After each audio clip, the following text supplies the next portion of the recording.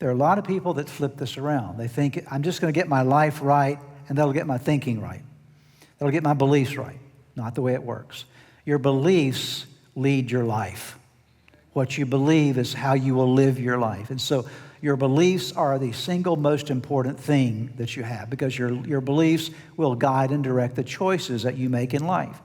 And part of what we see in Andrew is we see out of this hunger for God, we see him coming to places of belief, places of faith in Jesus. Let's take a look at some examples of this. We read this a moment ago. Let's go back to it again. The next day, John the Baptist was there again with two of his disciples, John and Andrew. When he saw Jesus, John the Baptist saw Jesus passing by. He said, "Look, the Lamb of God." When the two disciples heard him say this, what did they do? They followed Jesus. Exactly right. They followed Jesus.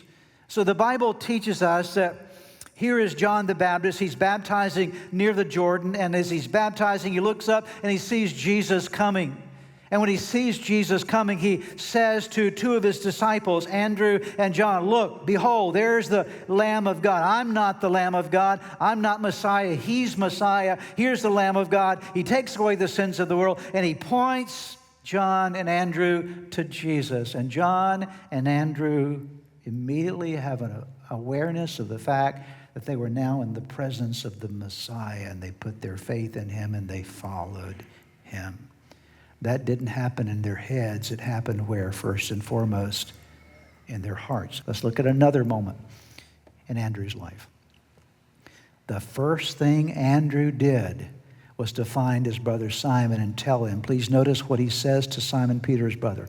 "We have found the Messiah, that is the Christ." And so he's convinced of the fact that Jesus is Messiah.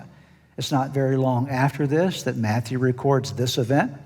In Matthew chapter 4, verses 18 through 20, as Jesus was walking beside the Sea of Galilee, he saw two brothers, Simon called Peter, and his brother Andrew.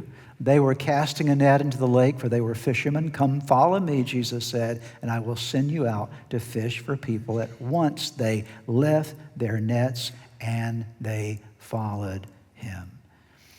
In this moment, you see now that Andrew finally comes to the place that his faith in Jesus, his belief in Jesus is so strong that he leaves everything behind and he becomes a full-time follower of Jesus, one of the disciples, one of the apostles.